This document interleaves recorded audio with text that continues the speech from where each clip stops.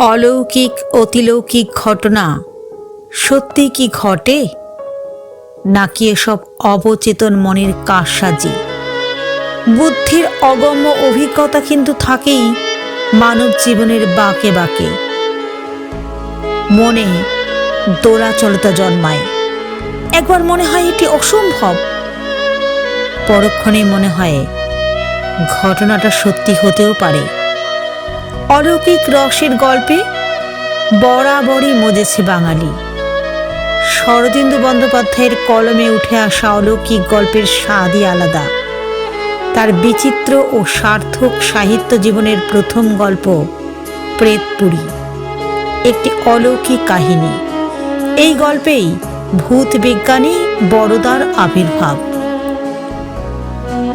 শুরু করছি শরদিন্দু বন্দ্যোপাধ্যায়ের গল্প প্রেতপুরী।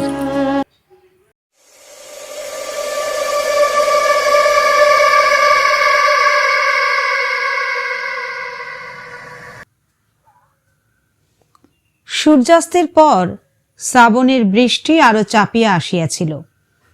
আমরা কয়জনে ক্লাবের একটা ঘরে জড়সড় হইয়া বসিয়াছিলাম। আলোটা টেবিলের ওপর নিস্তেজভাবে জ্বলিতেছিল। এমন সময় ছাতা মাথায় দিয়া প্রায় ভিজিতে ভিজিতে বড়দা আসিয়া উপস্থিত হইল। আমাদের মধ্যে একজন তাহাকে সম্ভাষণ করিল, আইয়ে বড়দা বাবু। বড়দা ছাতাটা মুড়িয়া এক কোণে দাঁড় করাইয়া দিয়া কৌচা দিয়া মাথা মুছিতে মুছিতে একটা চেয়ার অধিকার করিয়া বসিল। একটি দীর্ঘ নিঃশ্বাস মোচন করিয়া বলিল, হে ভরা বাদর মাহ সাঙন শূন্য মন্দির মোর। গিন্নি বুঝে শুনে আজই বাপের বাড়ি গেলেন। অমূল্য এক কোণে গুড়ি সুড়ি পাকাইয়া বসিয়াছিল। সে বলিল, হ্যাঁ, তাই আমাদের জ্বালাতে এসেছ? বড়দা ওদিকে কর্ণপাত না করিয়া বলিল, বাড়িটা ভারী ফাঁকা ফাঁকা ঠেকতে লাগলো, তাই। মিনিট দুই নীরব থাকিয়া বুক পকেটের ভেতর হইতে সিগারেটের বাক্স বাহির করিয়া একটা সিগারেট ধরাইয়া বলিল, আজকের বৃষ্টি দেখে পুরনো গল্প মনে পড়ছে একটা। এই সারলে। অমূল্য উঠিয়া দাঁড়াইয়া বলিল, একটু যে নিশ্চিন্ত হয়ে ক্লাবে বসবো তার জো নেই। আমি চললাম ঋষি, তোমার ছাতাটা যদি দাও। ঋষি ঘাড় নাড়িয়া বলিল, আমাকেও তো বাড়ি যেতে হবে, বৃষ্টি আজ রাতে থামবে বলে মনে হচ্ছে না। অমূল্য ব্যাকুল চোখে ঘরের চারদিকে একবার তাকাইয়া দেখিল, কিন্তু ছাতার স্বত্বাধিকারী কাহারোর মুখে করুণার কণা মাত্র না দেখিয়া হতাশ ভাবে আবার চেয়ারে বসিয়া পড়িল।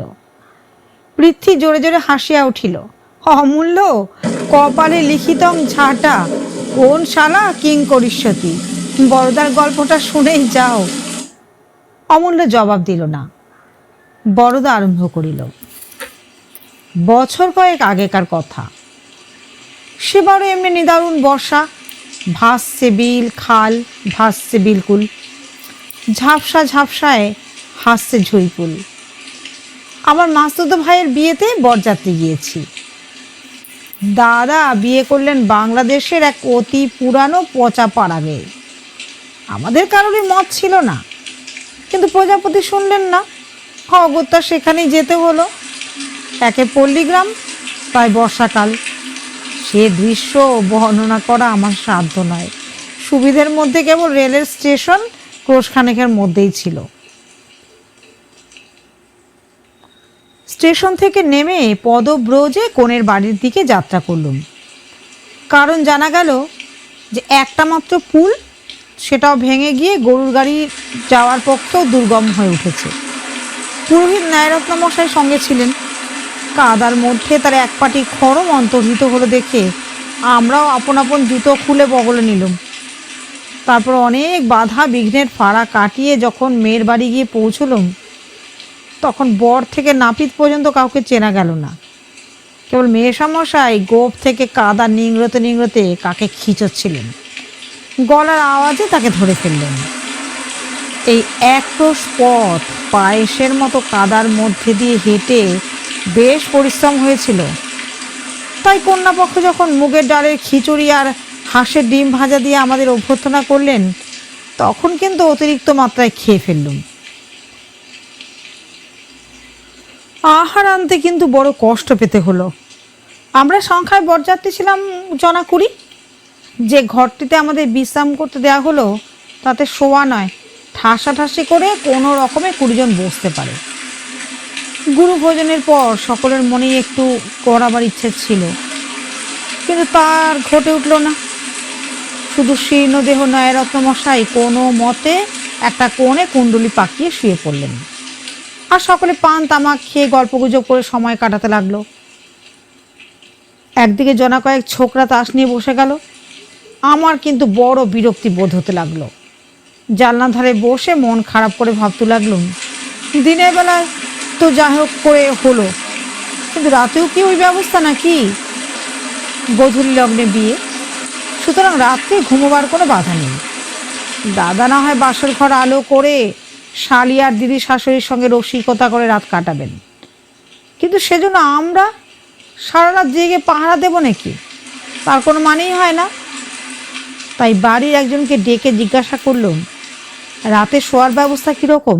তিনি বললেন, পাড়াগাঁয়ে বাড়ি ভাড়া পাওয়া যায় না, অতি কষ্টেই বাড়িটি সংগ্রহ করা হয়েছে, আর এর একটা ঘরে জিনিসপত্র আছে, রাতে খালি করে দেওয়া যাবে। শুনে বড় ভরসা হলো না। 20 জনের শোবার জন্য মাত্র 2টি ঘর। অন্যমনস্কভাবে বাইরের অবিশ্রাম বাড়িধারার দিকে চেয়ে চেয়ে কিছু দূরে একটি অন্ধকার দর্শন ছোট পাকা বাড়ি চোখে পড়ল। বাড়িতে কেউ আছে বলে বোধ হয় না, দরজা জানলাগুলো সব বন্ধ। আগে বোধ হয় বাড়িখানার হলদে রং ছিল, এখন সবুজ বর্ণ হয়ে দাঁড়িয়েছে। দেয়ালের স্থানে স্থানে চুন বালি খসে গিয়ে ঘায়ের মতো দেখাচ্ছে। আমি জিজ্ঞাসা করলুম, ও বাড়িটি কার? ভদ্রলোকটি হেসে বললেন, আপাতত ভূতের। একটু বিস্মিত হয়ে তাকে প্রশ্ন করতে তিনি যা বললেন তার মর্ম এই, কিছুকাল পূর্বে ওই বাড়িটি এক ভদ্রলোকের ছিল। অবশ্য তার নিজের তৈরি নয়, পৈতৃক সম্পত্তি। তিনি গ্রাম থেকে ক্রোশ 2 দূরে জমিদারির কাছারিতে 15 টাকা বেতনে গোমস্তা ছিলেন। সংসারে কেবল স্ত্রী আর এক মেয়ে ছিল। বাবুটি মদ খেতেন, অনেক সময় মাতাল হয়ে স্ত্রীকে প্রহারাদি করতেন, কিন্তু মেয়েটি তার বড় আদরের ছিল। জীবনে একবার ছাড়া কখনো তার গায়ে হাত তোলেননি। তার স্ত্রী সতীসাধ্যী ছিলেন, তাই বছর 3 আগে তিনি একদিন স্বর্গে চলে গেলেন। তার মৃত্যুতে স্বামীর প্রাণে দারুণ আঘাত লাগলো। এই আঘাত সত্যি কি ভণ্ডামি বলা যায় না, কিন্তু তার মাতলামি ভারী বেড়ে উঠল। একদিন তিনি জমিদারের নায়েবের সঙ্গে ঝগড়া করে তার গালে একটি চপেটাঘাত করে বাড়ি ফিরে এলেন। পরদিন সকালে তাকে আর খুঁজে পাওয়া গেল না। তার বদলে তার 6 বছরের মেয়ের মৃতদেহ পাওয়া গেল। পুলিশ তাকে কন্যা খাতে বলে সন্দেহ করে, কিন্তু আজ পর্যন্ত তার কোনো সন্ধান পায়নি। মাঝে মাঝে কানাঘুষো শোনা যায় যে তিনি কাছে পিঠেই কোথাও লুকিয়ে আছেন। গ্রামের কেউ কেউ তাকে অন্ধকার রাত্রে মাঠে ঘুরে বেড়াতে দেখেছে, কিন্তু সেসব গুজব নিতান্তই বাজে কথা। বাড়িখানা সেই অবধি খালি পড়ে আছে, কেউ ব্যবহার করে না। গ্রামের 2-1 সাহসী লোক একবার রাত্রে ওই বাড়িতে শোবার চেষ্টা করেছিল, কিন্তু সেই রাত্রেই ভয় পেয়ে পালিয়ে আসে। তারা বলে বাড়িতে ভূত আছে। গল্পটা শেষ শুনে বললুম, আমরা কয়েকজন যদি রাত্রে ওখানে শুই, কারোর আপত্তি হবে কি? ভদ্রলোকটি বললেন, না মশাই, আমাদের সাহস হয় না।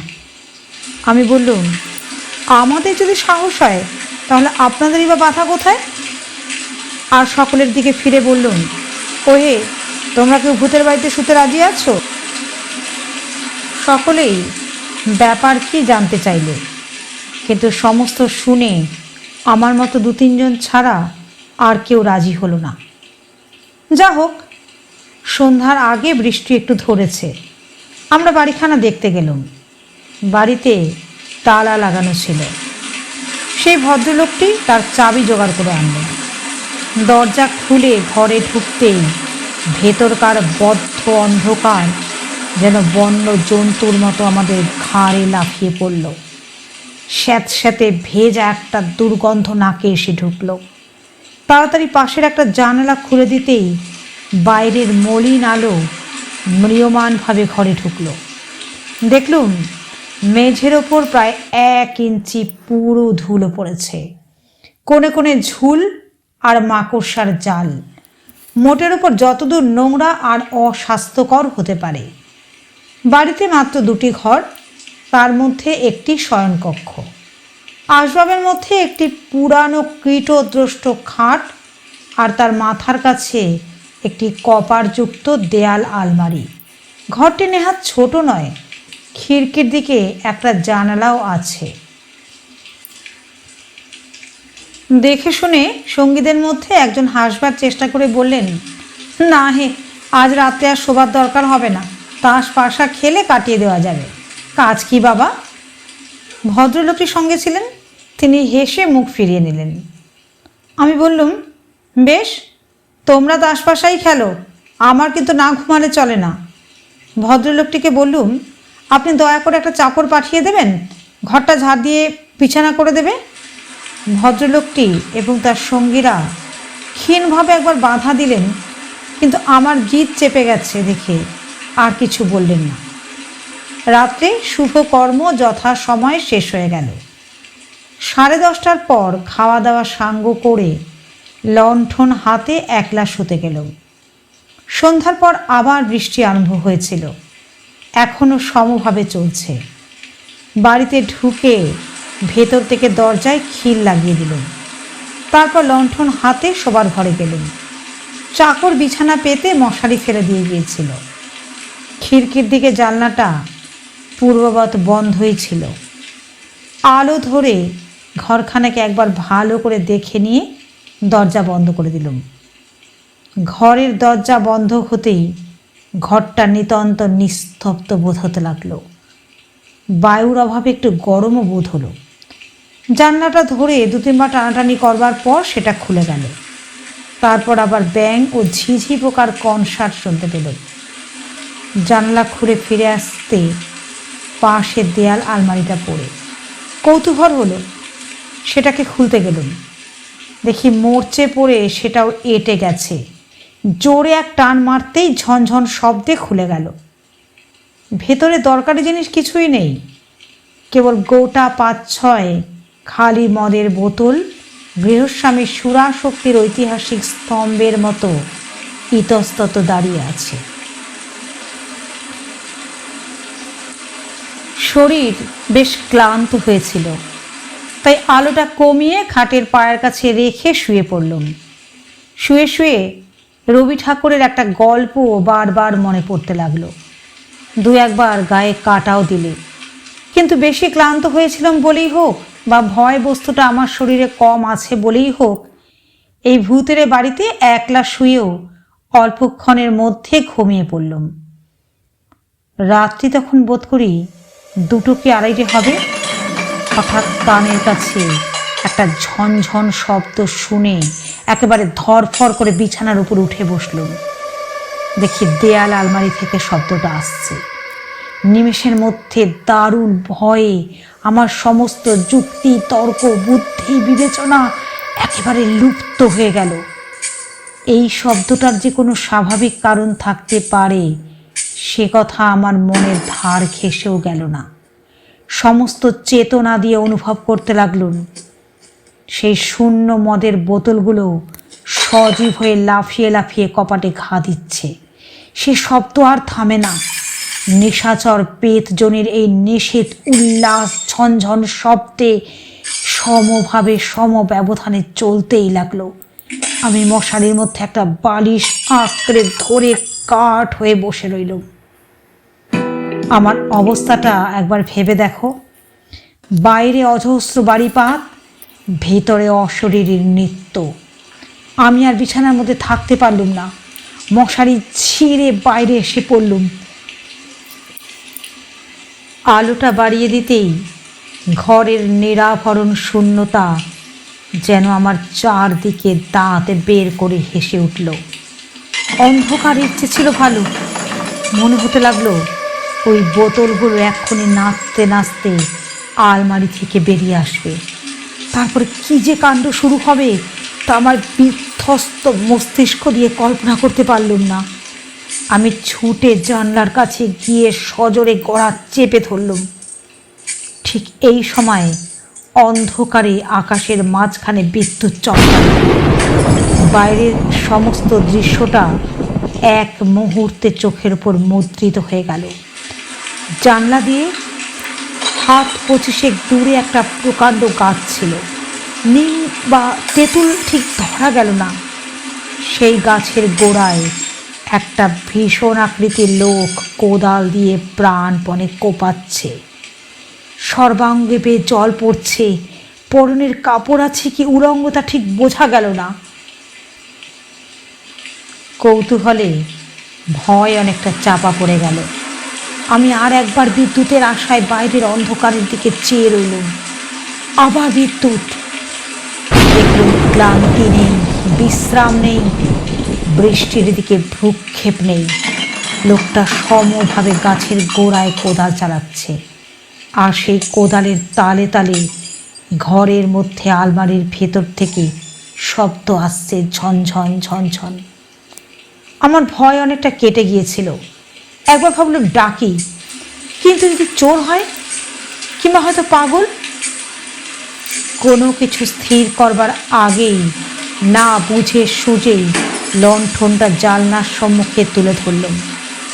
বাইরের লোকটাকে সে আলোতে দেখা গেল না, কিন্তু হঠাৎ আলমারির ঝনঝনানি বন্ধ হয়ে গেল।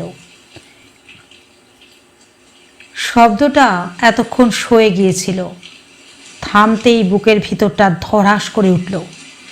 আবার থামে কেন? শব্দ থামতেই দেয়াল আলমারির দিকে তাকিয়েছিলেন। সেদিক থেকে চোখ ফিরিয়ে জানলার দিকে চাইতেই ভয়ে আমার রক্ত প্রায় জল হয়ে গেল। লণ্ঠনের ঘোলাটে আলোতে দেখলুম ঠিক জানলার ওপারে একটা মস্ত ঝাঁকড়া মাথা, আর তার ভেতর থেকে দুটো বড় বড় লাল চোখ আমার মুখের ওপর স্থির হয়ে আছে। আমার হাঁটু দুটো এবং গলার আওয়াজ তখন একেবারে শাসনের বাইরে চলে গেছে। চেঁচামেচি কিংবা পলায়ন দুটোই অসম্ভব। তাই কাঠের মূর্তির মতো দাঁড়িয়ে কেবল ঠক ঠক করে কাঁপতে লাগলুম। একটা বাঘের থাওয়ার মতো এক জোড়া হাত বাইরের অন্ধকার থেকে উঠে এসে জানলার দুটো গড়া ধরে টান দিলে জানালার ঘুণ ধরা পচা কাঠ অকস্মাৎ ভেঙে গিয়ে গড়া দুটো বের হয়ে গেল। আর প্রায় সঙ্গে সঙ্গে একটা ক্লেদাক্ত গিরগিটির মতো সেই ফাঁক দিয়ে লোকটা ঘরের মধ্যে ঢুকে পড়ল। আমার দিকে কটমট করে তাকিয়ে বললে, তুমি কে?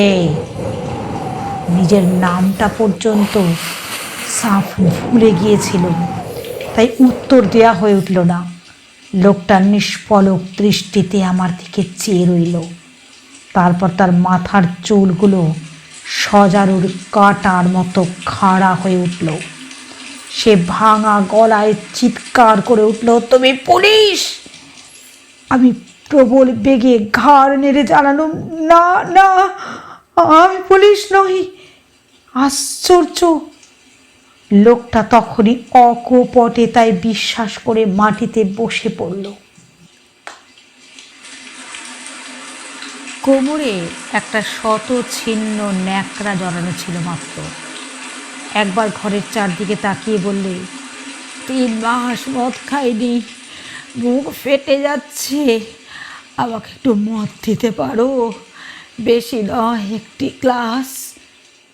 এমন বুক ফাটা মিনতি আর কখনো শুনেছি বলে মনে হয় না। বোধ হলো মদের দুর্নিবার পিপাসা লোকটাকে পাগল করে দিয়েছে। একটা সন্দেহ গোড়া থেকে আমার মনে উকি মারছিল। আমি বললুম, মদ তো নেই, কিন্তু আপনি কি? লোকটা দুই হাঁটুর মধ্যে মাথা রেখে অনেকক্ষণ চুপ করে রইল। শেষে মাথা তুলে বললে, আমি এই বাড়ির মালিক, নিজের মেয়েকে খুন করে পালিয়ে যাই, গোবস্থাগিরি করতুম, একদিন ঝগড়া করে চলে এলুম, তখন স্ত্রীও বেঁচে দেই, শুধু মেয়ে। বাড়ি আসতেই মেয়েটা বললে, বাবা, খেলা করতে করতে পায়ের মল গাছতলার কোথায় পুঁতে রেখেছিলুম, আর খুঁজে পাচ্ছি না। মাথায় রাগ চড়েই ছিল, মারলুম মেয়েটার রগে এক চড়, মেয়েটা সেইখানে পড়েই মরে গেল। সেই থেকে পুলিশের ভয়ে পালিয়ে বেড়াচ্ছি। মেয়েটা মরেছে যাকে, কিন্তু তার মল কগাছা কিছুতেই খুঁজে পাচ্ছি না। এই বলে লোকটা লাফিয়ে উঠে একবার আলমারির দিকে ছুটে গেল। খালি বোতলগুলো পেরে পেরে মাটিতে আছড়ে আছড়ে ভাঙতে লাগলো। তারপর উন্মত্ত একটা চিৎকার করে যে পথে এসেছিল সেই পথে বেরিয়ে গেল। মিনিট দুই ঘর একেবারে নিস্তব্ধ। তারপর আলমারির কাচের কপাট দুটো সজোরে শব্দ করে উঠল, ছন ছন ছন করে। বরদা নীরব হইল। অমূল্য শ্লেষ করিয়া বলিল, ব্যাস এই গল্প, খালি ঝন ঝন ঝন। বরদা বলিল, আরও একটু বাকি আছে। শেষ রাত্রে একটু তন্দ্রা এসেছিল, হঠাৎ চমক ভেঙে গেল। দেখলুম ঘর একেবারে অন্ধকার, আলোটা কখন নিভে গেছে। অনেকক্ষণ কান খাড়া করে শুয়ে রইলুম, কিন্তু খোলা জানলা দিয়ে ঝিঝির শব্দ ছাড়া কিছুই কানে এলো না। শেষ রাত্রে ঠান্ডা হাওয়ায় কুণ্ডলি পাকিয়ে আবার শুয়ে পড়লুম। সকালবেলা উঠে দেখি বালিশের তলা থেকে আমার সোনার ঘড়ি আর মানিব্যাগটা চুরি গেছে। Please like, comment, share and subscribe to my channel.